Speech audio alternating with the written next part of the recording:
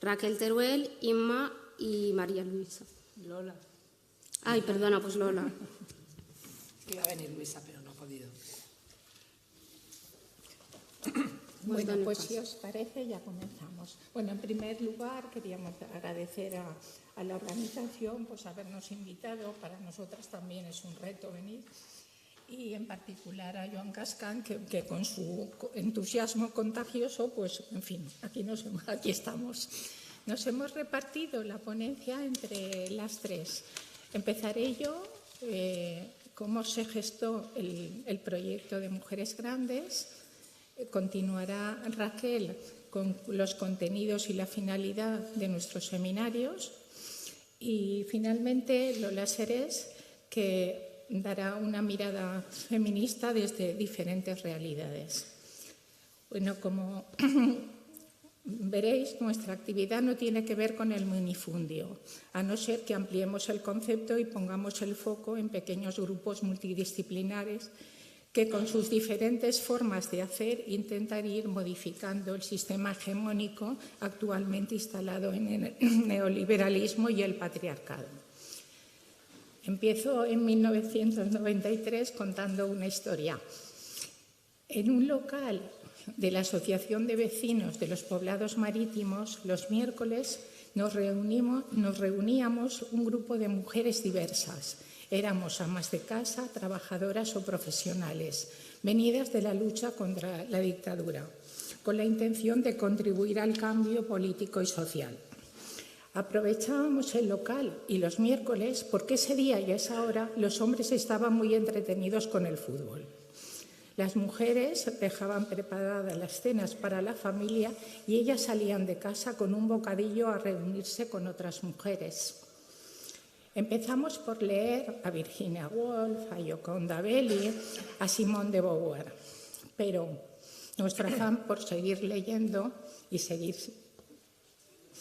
indagando no tenía límite. Como bien sabéis todos, leer es una actividad muy, muy peligrosa. Seguimos leyendo y llegamos a la filosofía de la mano de Maite Larrauri.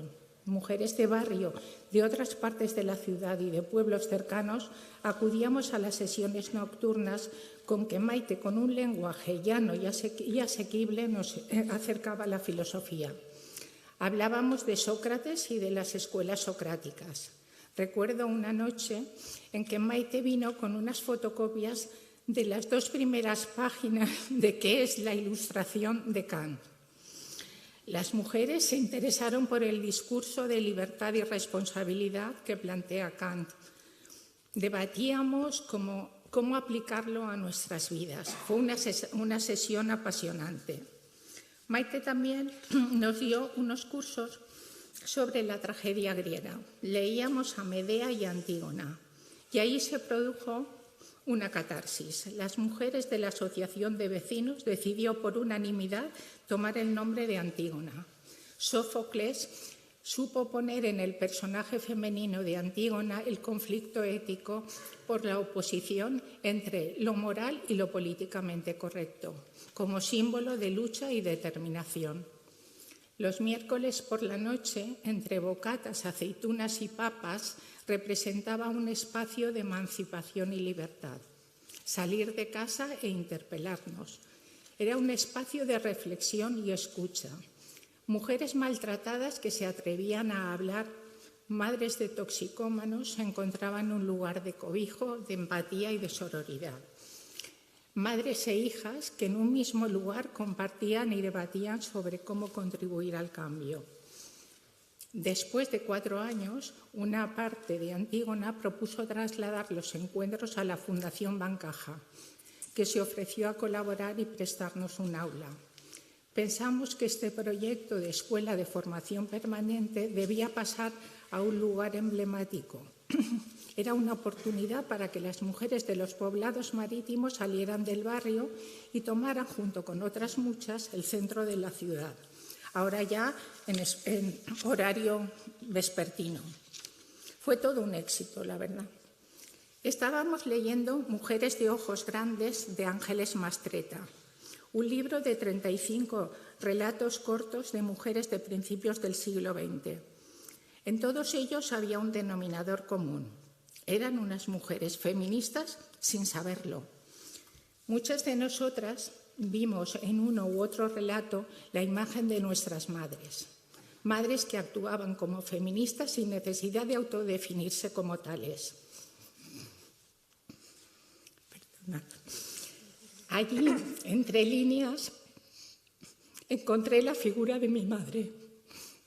Perdón.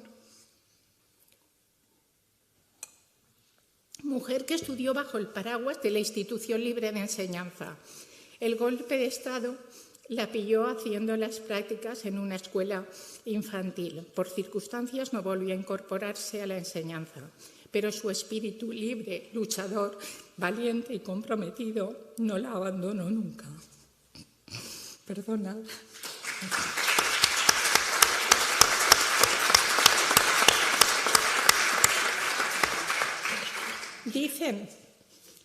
Dicen que un médico y un maestro nunca dejan de serlo, y así fue hasta el final de sus días. Por motivos legales tuvimos que registrarnos como asociación, pero surgió la pregunta, ¿cómo queríamos llamarnos? Estábamos leyendo Mujeres de Ojos Grandes y entonces, sin pensarlo dos veces, imbuidas por el entusiasmo y la determinación, nos inscribimos como Mujeres Grandes. Grandes en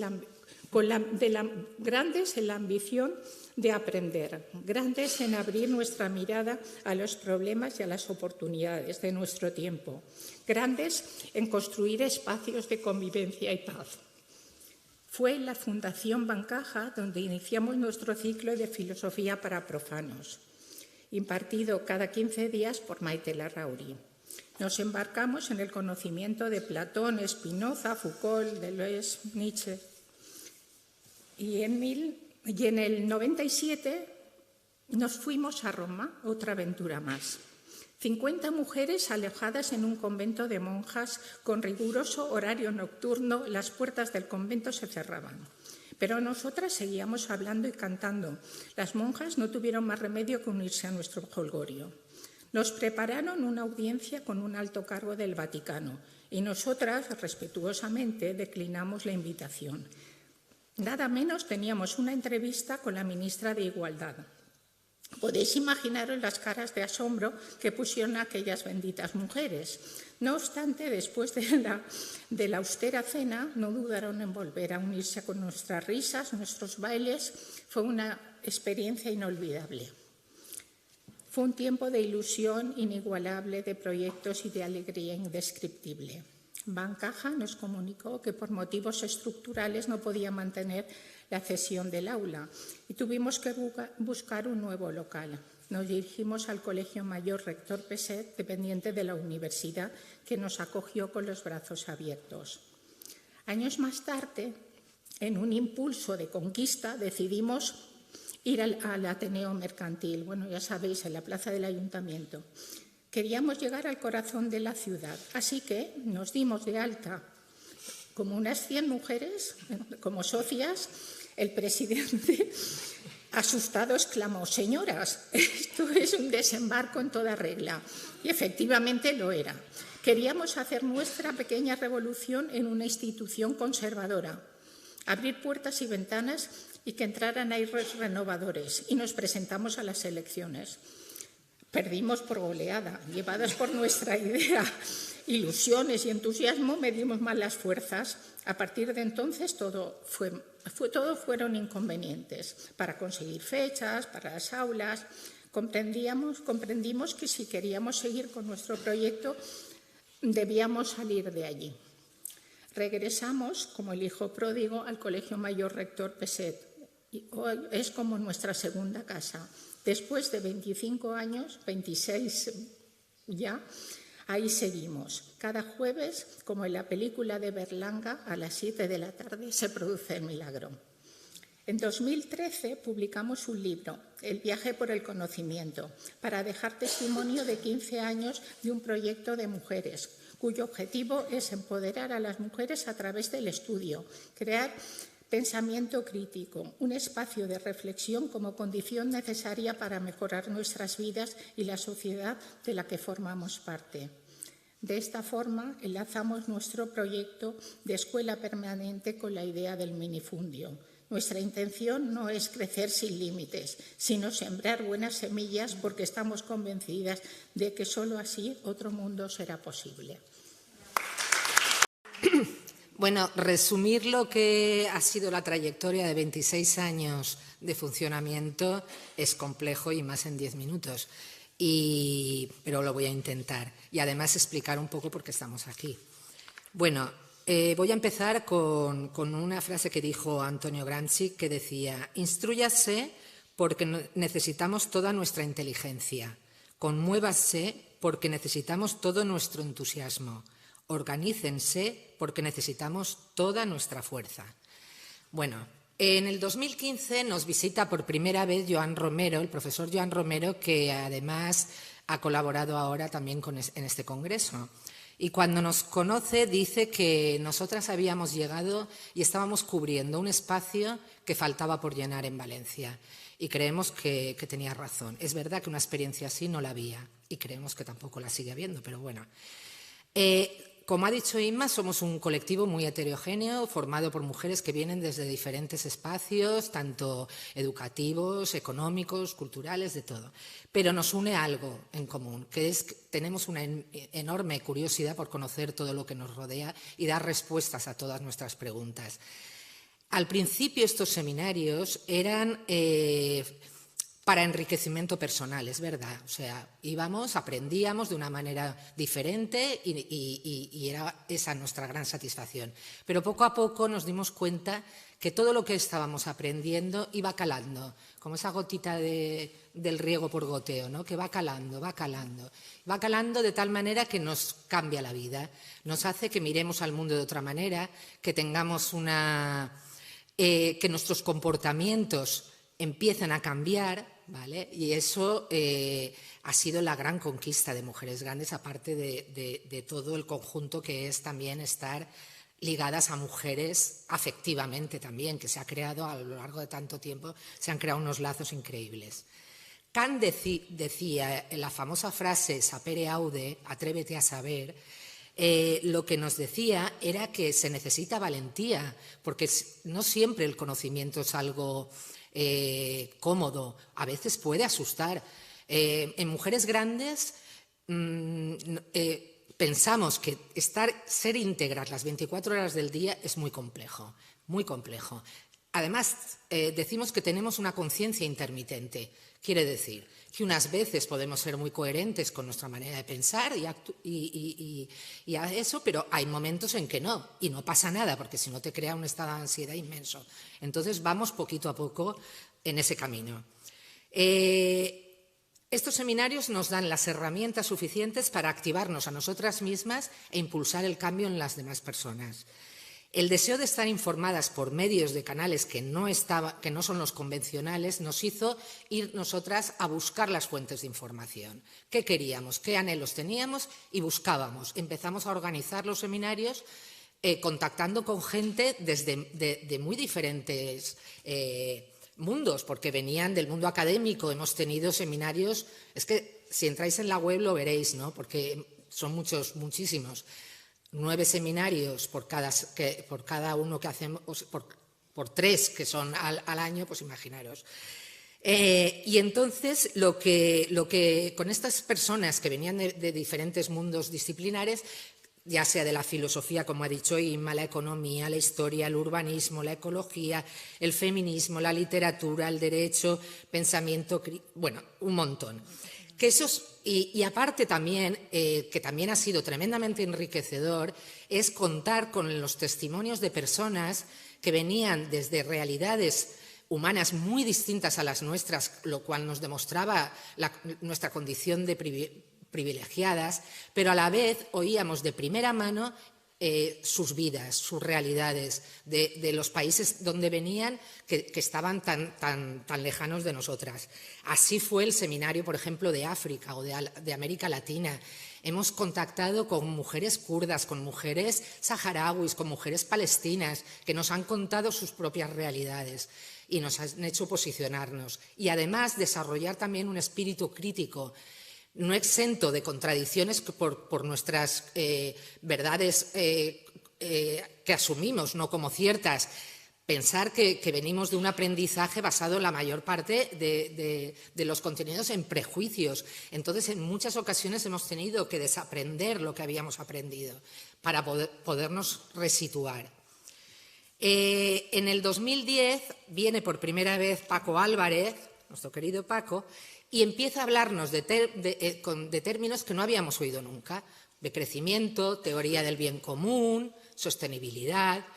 Al principio, pues claro, ahora hemos descubierto con el paso del tiempo que esos términos se han puesto a la orden del día en nuestro vocabulario, pero en aquel momento era bastante desconocido y nos abrió un camino muy interesante de recorrer. Con respecto al decrecimiento, la mayoría pensábamos que decrecer era vivir peor, ¿vale? Con el tiempo hemos descubierto que no es así, que es vivir mejor con menos, que no es lo mismo. Con el tema de la sostenibilidad la cosa cambia, porque es verdad que es una palabra que está siendo pervertida, está siendo manipulada. Escuchar decir en un anuncio publicitario que un crucero es sostenible, sinceramente, o nos toman por idiotas o piensan que pueden arrebatarnos el significado transformador que tenía. Y nosotras no nos dejamos manipular ni muchísimo menos. Entonces, queremos volver a recuperar ese término y si no, se cambia por otro, pero que no nos lo quiten, porque el significado sigue teniendo validez. Nosotras apostamos por valores que, por ejemplo, la austeridad como algo positivo. ¿Por qué tiene que ser algo negativo? La cooperación frente a la competición, la empatía, la solidaridad, la bondad por sí misma. También es importante recuperar todos esos valores que parece que están ya un poco, que no están por lo menos en la boca de todo el mundo. Con respecto a lo local, al territorio, bueno, al vivir en Valencia o en los alrededores, lo que hemos visto es que en aras de un crecimiento desmesurado se están haciendo agresiones a nuestro entorno. El ejemplo más claro lo tenemos con la huerta valenciana. La huerta ha sido degradada, ha ido desapareciendo cuando podría ser perfectamente, y lo dicen los expertos, que podría convertirse en la despensa de la ciudad, ¿vale? Por todo lo que se podría llegar a cultivar ahí, pero en cambio se ha cedido ese terreno en aras pues, del crecimiento urbanístico. Tenemos un montón de PAIs que algunos se han llegado a paralizar porque Europa los ha paralizado, pero están a nuestro alrededor.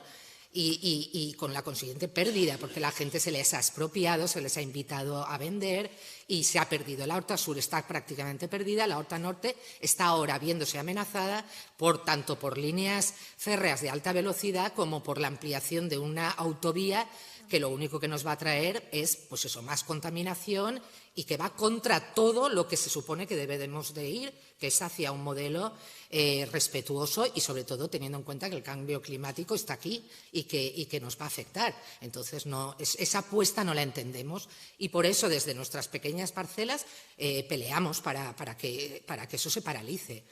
Por ejemplo, la ampliación del puerto de Valencia. Esto, ha sido ya la gota que colma el vaso, porque vemos que, por una parte, nos hablan de sostenibilidad y de respeto y de economía de crecimiento, pero luego estamos viendo que se está apostando por infraestructuras, ampliar para que lleguen barcos, que además se ha demostrado que el tráfico marítimo es el más contaminante, cargados de contenedores de productos que vienen del otro lado y por otra parte nos dicen, no, es que hay que consumir lo local, pues no traigamos nada o reduzcamos eso. Bueno, la cuestión es que yo enseguida si no me caliento.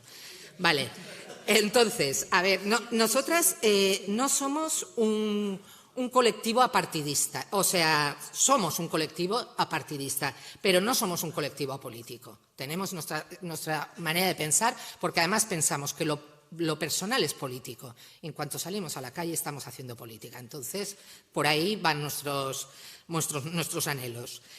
Ahora, estos últimos años lo que hemos empezado ya es a conectar con otros colectivos, a darnos cuenta de que necesitábamos crear redes que nuestra experiencia era una pequeña experiencia, pero que podría servir, pero que debíamos de conectar con otras realidades que venían desde otros espacios.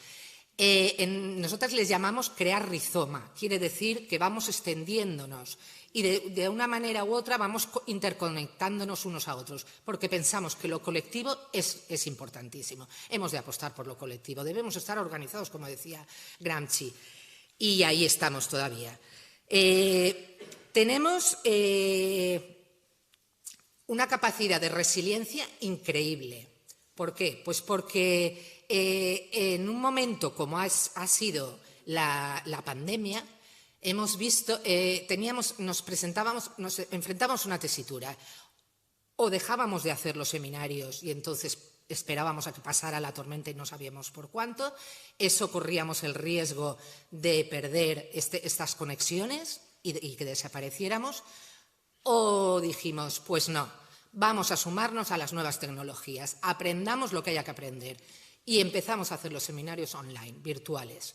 Hicimos 6 seminarios en 3 años, virtuales, de 9 sesiones cada una. Las mujeres se pusieron las pilas y dijeron, adelante, vamos a hacerlos así. La respuesta fue magnífica y verdaderamente estamos súper orgullosas, aparte del orgullo que tenemos. Nuestra flaqueza, el relevo generacional. Nos cuesta mucho conectar con la gente para que nos releve. Y sabemos que tienen que hacerlo, pero ahí estamos. Bueno, no quiero seguir. Luego igual termino con otra frase, pero por ahora le dejo Galeano. ¿La leo? Vale. Que viene muy apropiada para este congreso.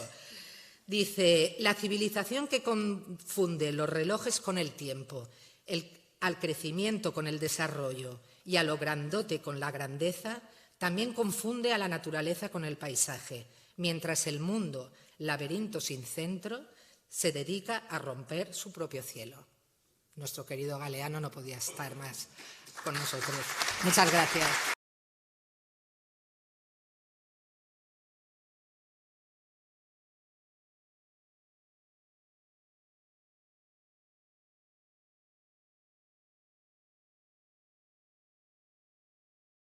Buenas tardes, yo soy Lola y la verdad es que cuando nos invitaron a este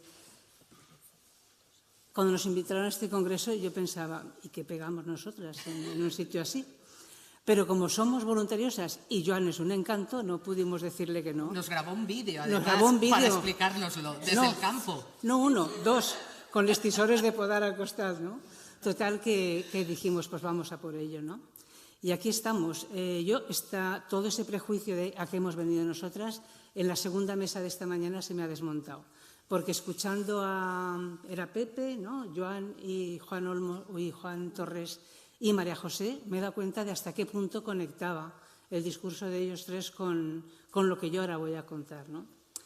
Y lo que voy a contar es un poco de qué modo Mujeres Grandes es una asociación feminista. Y lo voy a intentar hacer de 2 modos. Primero el sencillo, que se acaba enseguida, y después la explicación más compleja, que es donde realmente entramos en harina. Es decir, la explicación más sencilla, para ello voy a poner un ejemplo de mi vida personal. Mi madre, a mí cuando me han preguntado por qué soy feminista, llegó un momento que empecé a decir, pues porque soy feminista, porque mi madre me impulsó a ello, me enseñó. Claro, quien me escuchaba y no sabía cuál era mi familia, quién era mi madre y tal, podrían pensar que era una madre como la de Inma, ¿no? Pues de la Institución Libre de Enseñanza, una mujer instruida y formada, con ideales republicanos, etcétera. Pero mi madre era simplemente una viuda muy joven que con 28 años se quedó con 2 niñas, la mayor era yo con 2 años, de una familia pobre, de un pueblo pobre, como era entonces Cofrentes. Pero mi madre fue toda la vida, y eso lo supe ya mayor, y por cierto, cuando llegué a esta conclusión de por qué era yo feminista, ella ya había muerto y no pude decírselo con lo que me hubiera gustado decírselo. Mi madre durante toda su vida estuvo demostrando que era una feminista como las mujeres de Ángeles Mastretta, las mujeres de Ojos Grandes, una feminista avant la lettre, una feminista sin saberlo, sin nombre de feminista, porque incluso ese nombre a ella le daba miedo, ¿no? Recuerdo una vez que estábamos, mi compañera y yo, hablando con ella, que se iba a una boda y se había hecho un vestido morado. Dijimos, ¡ay, qué bonito el color del feminismo! Y nos miró y dijo, hijas mías, vosotras no seáis feministas, que me han dicho que es cosa de divorciadas y lesbianas. Con lo cual, mi chica y yo casi nos caemos redondas al suelo. Mamá, por favor. Porque entonces yo ya me había separado, pero mi madre aún no lo sabía. En fin.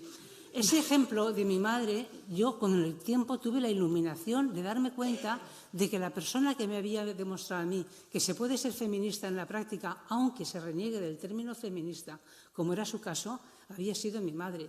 Una mujer que no solamente se sacrificó lo indecible para que sus hijas, lejos de lo que le aconsejaba la gente del pueblo y de la familia, ponlas a servir, que te ayuden, que no tienes tal. Mi madre dijo, no, mis hijas lo primero es que vayan a la universidad y ya veremos después en qué trabajan. O sea, ella tenía unos ideales para nosotras que entroncaban precisamente con los ideales feministas, ¿no? De formarse y de... Entonces, claro, esa explicación es la sencilla. Se es feminista por las prácticas feministas de vida que se asumen, más allá de que te autodenomines o no feminista. Porque mujeres grandes no hemos ido proclamando por ahí, somos feministas, aquí estamos las feministas, tal. Es algo que si llega a la ocasión lo decimos, con orgullo además, pero que lo que nos avala como feministas es la práctica que hemos llevado durante 26 años, tal como han contado Inma y Raquel, ¿no? O sea, tenemos un acceso al conocimiento y no centrándonos en los temas clásicos del feminismo, como ha sido el divorcio, el aborto, los malos tratos, la igualdad de oportunidades. No, hemos trascendido todo eso por una ambición de saber y de involucrarnos en la vida a todos los niveles, es decir, por una ambición política y de conocimiento. Pero llegado aquí, claro, la explicación compleja se impone, porque así como en los tiempos que yo os contaba la anécdota de mi madre, reconocerse feminista era todavía difícil, estaba con mucho rechazo social y muy cargado de prejuicios, actualmente se declara feminista hasta ciertas banqueras y ciertas políticas de derecha que bien, no sabemos muy bien dónde está su feminismo, pero lo dicen. ¿Por qué? Porque está de moda. Pero incluso podemos decir que hay el feminismo es muy plural. Como cualquier movimiento social, hay un montón de tipos de feminismos, ¿no? Pero hay como dos grandes corrientes y nosotros nos situamos en una de ellas. La corriente liberal, que es la de aquellas mujeres que sin cuestionar en absoluto el modelo social en el que vivimos, quieren igualdad de oportunidades con los hombres para llegar a cuotas de poder, de representación en lo político, en lo académico, en lo empresarial, pero no cuestionan el modelo en absoluto, con lo cual, una vez llegados a esos puestos de poder, seguramente van a reproducir lo mismo que estaba ocurriendo. ¿Qué más le da a una empleada de Amazon o a un empleado de Mercadona que le despida una mujer que ha llegado ahí o que le despida a un hombre? Lo importante es que les van a despedir. Por eso, ese feminismo que se caracteriza por esa no crítica al modelo, sino a la asimilación a ese modelo, es el feminismo que está permanentemente ocupado por el techo de cristal. Las mujeres no progresamos porque no rompemos el techo de cristal, pero el feminismo al que nosotras nos adscribimos es el feminismo que lo que intenta es que la mayor parte de las mujeres despeguen del suelo de barro que las atrapa, que son las mujeres trabajadoras, precarizadas, etc. Por esto, nuestro feminismo le llamamos feminismo del 99%, y se caracteriza por una serie de adjetivos. Hay quien dice, no, el feminismo no requiere adjetivos porque por sí solo se define. No. El feminismo sin adjetivos puede ser confundido con el feminismo de la señora Botín o con el feminismo de fulanita. El feminismo nuestro es un feminismo con adjetivos muy concretos. Es decir, es un feminismo interseccional porque tenemos una mirada sobre la complejidad de la sociedad y solamente pensamos que se puede ser feminista si la lucha antifeminista se articula con las luchas por la igualdad racial, con las luchas por salir de la precarización de las mujeres que trabajan en peores condiciones, con las luchas de las personas de opciones sexuales minoritarias que están tan perseguidas todavía, con las luchas de las mujeres que viven en los medios rurales totalmente apartadas incluso de las unidades de producción, aunque sean ellas partícipes de las mismas. En fin, es un feminismo que no se queda en la dicotomía política de identidad frente a política de clase, sino que intenta articularse con todas las grandes fracturas sociales en las que intentamos estar implicadas. Es un feminismo ecologista, pero más que ecologista ya lo definimos como ecofeminista. Tomando el modelo de análisis de Yayo Herrero y de Alicia Puleo, nos enfrentamos a una crisis civilizatoria, que es una crisis ecológica y una crisis de cuidados. Y ambas tienen mucho, también la ecológica, mucho que ver con los cuidados. Bajo la creencia de que la vida humana es ecodependiente e interdependiente, la forma de afrontar ambas contradicciones, la crisis ecológica y la de cuidados, deben ir articuladas. Es decir, somos ecodependientes porque dependemos de una tierra con recursos finitos y una tierra que está siendo esquilmada y vilipendiada por los grandes poderes económicos, ¿no? Pero somos interdependientes porque somos todos cuerpos vulnerables y todos dependemos del cuidado de los demás. Y esa fantasía de independencia autosuficiente del patriarcado y el capitalismo juntos responde a un hombre disponible para la producción, pero que no lo estaría si no tuviera una serie de personas detrás sosteniendo su disponibilidad, ¿no? Por lo tanto, esa fantasía es una fantasía tan tremenda como la fantasía de los recursos infinitos del planeta, ¿no? La economía clásica se ha basado en el extractivismo de recursos, en el extractivismo del trabajo de cuidados, ¿no? Por tanto, hay que desmercantilizar ya el trabajo y dejar de asimilar trabajo-empleo. Empleo es una cosa, pero el trabajo es algo mucho más amplio. Y el trabajo es lo que desarrolla toda la humanidad para sostenerse. Y ahí están fundamentalmente los trabajos de cuidados, completamente invisibilizados por la economía clásica, como si fueran algo que se hace por amor, ¿no? El amor es una cosa y la esclavitud es otra, ¿no? ¿Qué pasa con esos cuidados que están en entredicho? Pues que se resuelven en parte por la esclavitud de las abuelas, ¿no? Las abuelas, si no estuvieran en este momento a pie del cañón, no sé cómo las mujeres jóvenes en edad de criar podrían incorporarse al mercado de trabajo, y por la cadena transnacional de cuidados, es decir, mujeres latinoamericanas fundamentalmente que han dejado a sus criaturas, a sus personas mayores en el país de origen y se han venido aquí a cuidar a nuestros hijos y a nuestros enfermos y a limpiar nuestras casas. Esas dos perversiones son las que están sosteniendo las sociedades occidentales en los cuidados familiares, ¿no? Luego hay otra cosa terrible, que es el convertir todo en dinero, la mercantilización absoluta, que todo se mida del mismo modo, por el valor, por el precio, por el valor monetario. De ese modo somos capaces de medir igual la producción de alimentos y la producción de armas. Imaginaros qué aberración, ¿no? Ambas cosas. Bueno, pues Jorge Reisman lo resumía perfectamente diciendo que dejamos de discriminar entre lo que nos acaricia y lo que nos aplasta. Una cosa es producir pan y otra cosa es producir cañones, ¿no? Es un feminismo antibelicista y por los derechos humanos. Eso quiere decir que estamos en contra de todas las guerras, que no creemos que esta guerra sea la guerra de Putin, es la guerra de Putin y la OTAN y Biden, o sea, todos los que están haciendo negocio con la guerra a costa de las espaldas del sufrimiento y de la sangre del pueblo ucraniano. Y de buena parte del pueblo ruso y de buena parte del pueblo de Bielorrusia, aparte del peligro en el que estamos todo el planeta y fundamentalmente Europa.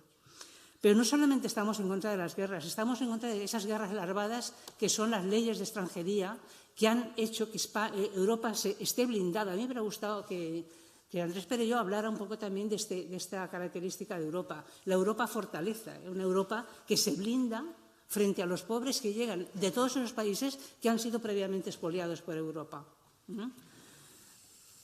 Y que tiene la ayuda, esas fronteras de concertinas, de vallas y de leyes de extranjería y de muchos millones a Frontex, tiene la alianza del mar Mediterráneo, que es la gran fosa común más indecente. Hay pescadores en Lampedusa y en el sur de Italia que no pueden pescar porque tiran el anzuelo y lo que enganchan son cadáveres.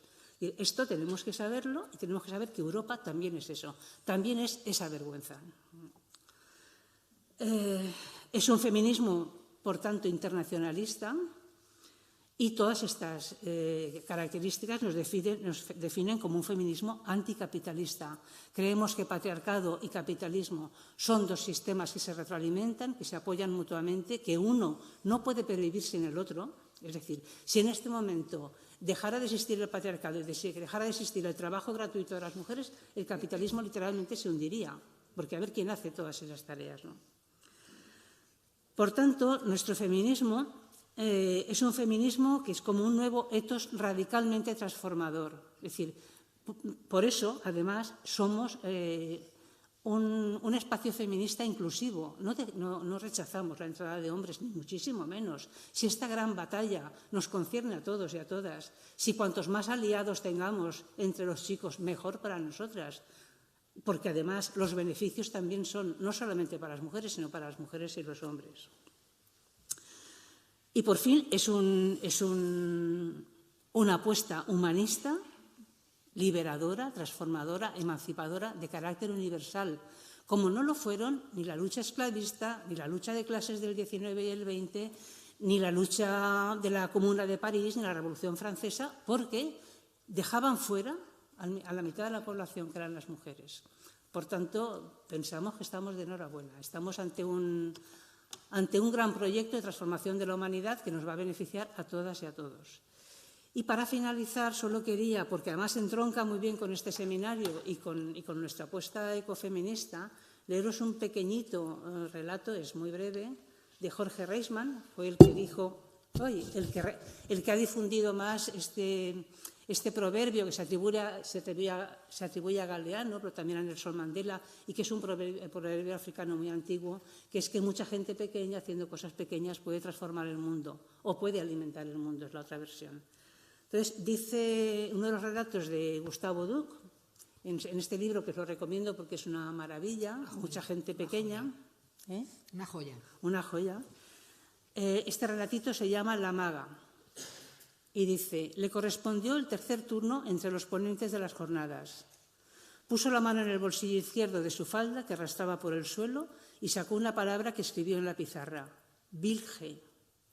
Levantó el sombrero de flores que llevaba y otra palabra, Coilu. Por último, sopló suavemente el aire y se revolvió en sí misma componiendo la tercera palabra, Tarimi. Nadie de aquel grupo de activistas en la sala entendía el turco y ella les explicó.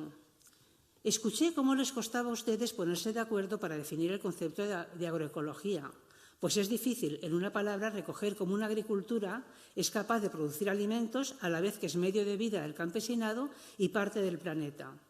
Así lo decimos en mi país, Vilge, Kuilu, Tarimi, la agricultura que se hace con la sabiduría de las ancianas.